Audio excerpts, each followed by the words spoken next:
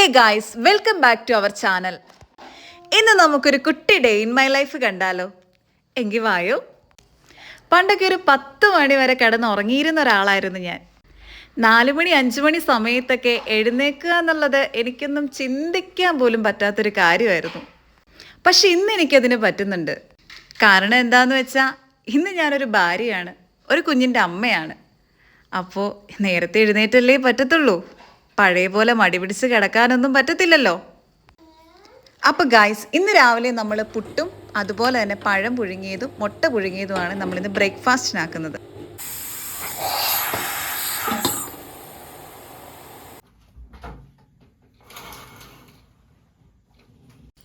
Breakfast ആവുന്ന സമയം കൊണ്ട് നമുക്ക് റൂമൊക്കെ ഒന്ന് വൃത്തിയാക്കാം. ഇവിടെ 2 സൈഡിലും ബെഡ് വെച്ചിരിക്കുന്നത് എന്താണെന്ന് വെച്ചിട്ടുണ്ടെങ്കിൽ, കുഞ്ഞ് രാത്രി കട്ടിലേ കയറുന്ന സമയത്ത് അവൾ അങ്ങോട്ടും ഇങ്ങോട്ടും ഒക്കെ ഓടിക്കളിക്കും. ആ ഓടിക്കളിക്കുമ്പോൾ ചിലപ്പോൾ ഭിത്തിയിലൊക്കെ തലയിടിക്കുന്നുണ്ട്. അപ്പോൾ അത് ഒഴിവാക്കാൻ വേണ്ടിയിട്ടാണ് നമ്മൾ 2 സൈഡിലും ബെഡ് വെച്ചത്. നിങ്ങളിവിടെ ഒരു കുഞ്ഞി കൈ കണ്ടോ വാതിലിൻ്റെ അവിടെ? അതാണ് എൻ്റെ പുത്രി. ഞാൻ എവിടെ പോകുന്നോ അവിടെയെല്ലാം എൻ്റെ കൂടെ വരും. പ്രത്യേകിച്ച് ശല്യമൊന്നുമില്ല കേട്ടോ, വഴക്കുമില്ല. നമ്മൾ എന്താണോ ചെയ്യുന്നത് അത് നോക്കിക്കൊണ്ട് അവിടെ അങ്ങ് നിന്നോളും. അങ്ങനെ നമ്മൾ ബെഡെല്ലാം വിരിച്ച് വൃത്തിയാക്കി വീണ്ടും അടുക്കളയിലേക്ക് വന്നു. നമ്മുടെ പഴമൊക്കെ നല്ല പോലെ വെന്തിട്ടുണ്ട്. പുട്ടിൽ നിന്നൊക്കെ നല്ല പോലെ ആവി വരുന്നുണ്ട്. എനിക്ക് പൊതുവേ പുട്ടും പഴവും അത്ര ഇഷ്ടമുള്ളൊരു സാധനമല്ല. എനിക്ക് പുട്ടിൻ്റെ കൂടെ പഴം കഴിക്കുന്നേക്കാളും ഇഷ്ടം എന്തെങ്കിലും കറി കൂട്ടി കഴിക്കാനാണ്. പക്ഷേ പണിയെളുപ്പം ഇതായതുകൊണ്ട് ഞാൻ പുട്ടും പഴവും ആക്കിയെന്ന് മാത്രം. ഇവിടെ പുട്ട് ഏറ്റവും കൂടുതൽ കഴിക്കുന്നത് എൻ്റെ കെട്ടിയോനാണ്. അത് എന്ത് പുട്ടാണെങ്കിലും ആൾ കഴിക്കും.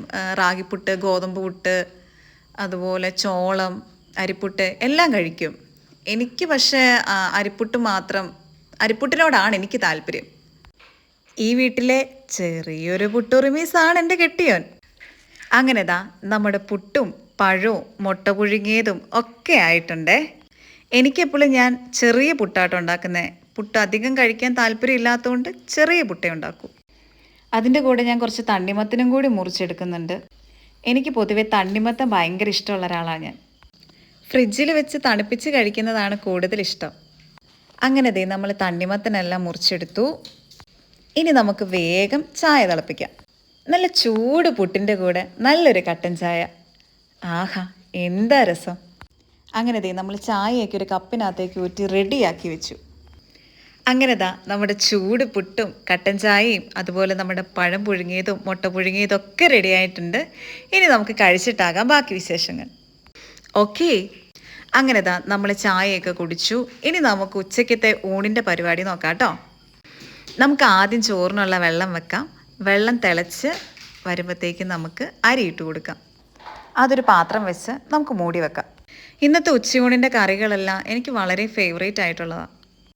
നമ്മൾ ആദ്യം തന്നെ ഉണ്ടാക്കാൻ പോകുന്നത് നമ്മുടെ വാഴയ്ക്ക മെഴുക്കുവരട്ടിയാണ്. ഇതുണ്ടാക്കാനും എളുപ്പമാണ്, അതുപോലെ കഴിക്കാനും നല്ല അപാര ടേസ്റ്റാണ്. അപ്പോൾ നമുക്ക് വാഴയ്ക്കയൊക്കെ നല്ലപോലെ തൊലി കളഞ്ഞ് ചെറുതാക്കി അരിഞ്ഞെടുക്കാം. അരിഞ്ഞു വെച്ചേക്കുന്ന വാഴയ്ക്കയെല്ലാം നമുക്കൊരു പാത്രത്തിലേക്ക് മാറ്റിയിട്ട് അത് വെള്ളം ഒഴിച്ചൊരു 3-4 വട്ടം നല്ല പോലെ കഴുകിയെടുക്കണം. അതിൻ്റെ കറയെല്ലാം നല്ലപോലെ പോകാൻ വേണ്ടിയിട്ടാട്ടോ ഇങ്ങനെ ചെയ്യുന്നത്. അപ്പോൾ ദാ നമ്മുടെ വാഴയ്ക്കയൊക്കെ ഇവിടെ നല്ല പോലെ ഒരു 3-4 വട്ടം നമ്മൾ കഴുകി അതിൻ്റെ വെള്ളമെല്ലാം കളഞ്ഞ് വൃത്തിയാക്കി എടുത്തിട്ടുണ്ട്. അപ്പോൾ ദേ നമ്മുടെ വാഴയ്ക്ക നമ്മൾ മെഴുക്കുവരട്ടി വെക്കാൻ വേണ്ടി വെച്ചിട്ടുണ്ട്. ഏകദേശം ഒന്ന് ആയിട്ടുണ്ട് കേട്ടോ. അപ്പുറത്തെ അടുപ്പ് നമ്മൾ വെച്ചിരിക്കുന്നത് നമ്മുടെ പരിപ്പും തക്കാളിയാട്ടോ. എനിക്ക് പരിപ്പും തക്കാളി ഭയങ്കര ഇഷ്ടമാണ്. ഇതൊക്കെ നമുക്ക് പെട്ടെന്ന് എളുപ്പത്തിൽ വെക്കാൻ പറ്റുന്നതും വളരെ രുചികരവുമായിട്ടുള്ള കറികളാട്ടോ ഇതൊക്കെ. പണ്ട് കല്യാണം കഴിഞ്ഞ സമയത്ത് എനിക്കൊന്നും ഉണ്ടാക്കാൻ അറിയത്തില്ലായിരുന്നു. കറിക്ക് എത്ര ഉപ്പ് വേണം, മുളക് വേണം, മഞ്ഞൾപ്പൊടി വേണം, ഇതൊന്നും അറിയില്ലായിരുന്നു. പണ്ടൊക്കെ വീട്ടിൽ കുക്ക് ചെയ്യുന്ന സമയത്ത് അതെല്ലാം 8 നില പൊട്ടാറായിരുന്നു പതിവ്. അതുകൊണ്ട് പിന്നെ ഞാൻ വിചാരിച്ചു ഇതെനിക്ക് പറ്റിയൊരു പരിപാടിയല്ല.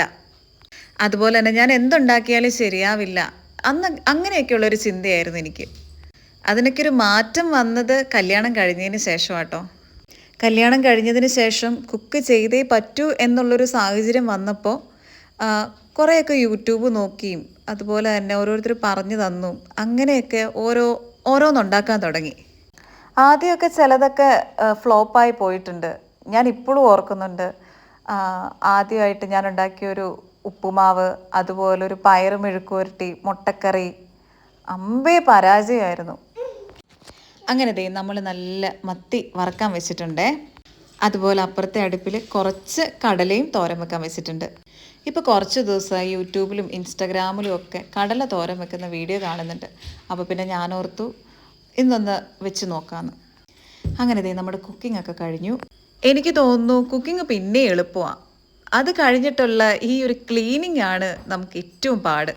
എനിക്ക് ഏറ്റവും മടിയുള്ള കാര്യം പാത്രം കഴുകൽ തന്നെയാണ് കേട്ടോ. പണിയില്ലാത്ത ദിവസങ്ങളിലൊക്കെ എൻ്റെ കെട്ടിയവൻ എന്നെ സഹായിക്കാറുണ്ട് കേട്ടോ. പാത്രം കഴുകാനും അതുപോലെ കുക്ക് ചെയ്യാനും ഒക്കെ സഹായിക്കാറുണ്ട്. ആൾ എന്തുണ്ടാക്കിയാലും അപാര ടേസ്റ്റാണ്. പക്ഷേ ഞാൻ കുക്കിങ്ങിനെ അധികം ഞാൻ പ്രോത്സാഹിപ്പിക്കാറില്ല. കാരണം എന്താണെന്ന് വെച്ചിട്ടുണ്ടെങ്കിൽ ആൾ അടുക്കളയിൽ കയറിയാൽ അതെനിക്ക് ഇരട്ടിപ്പണിയാണ്. എന്നാലും ആവുന്നത്ര എന്നെ ഹെൽപ്പ് ചെയ്യാറുണ്ട് കേട്ടോ. ഒരാളും കൂടി നമ്മുടെ കൂടെ കൂടാനുണ്ടെങ്കിൽ നമുക്ക് പണിയെല്ലാം പെട്ടെന്ന് തീർത്ത് നമുക്ക് എവിടെയെങ്കിലും സ്വസ്ഥമായിട്ട് ഇരിക്കാൻ പറ്റും. തന്നേക്കാവുമ്പോൾ ഒന്നും തീരത്തുമില്ല, മടുപ്പും ആകും, മൊത്തത്തിലൊരു സുഖമില്ലായ്മയാണ്. അങ്ങനെ ഇതാ പാത്രമൊക്കെ കഴുകി കഴിഞ്ഞ് നമ്മുടെ ചോറും അതുപോലെ മീൻ വറുത്തതും കടലത്തോരനും പരിപ്പും തക്കാളിയും സള്ളാസും വാഴയ്ക്ക മെഴുക്കുവരട്ടിയും ഒക്കെ റെഡി ആയിട്ടുണ്ടല്ലോ. അപ്പോൾ ഗൈസ് ഇത്രയേ ഉള്ളൂ ഇന്നത്തെ നമ്മുടെ ഒരു day in my life. Okay, by.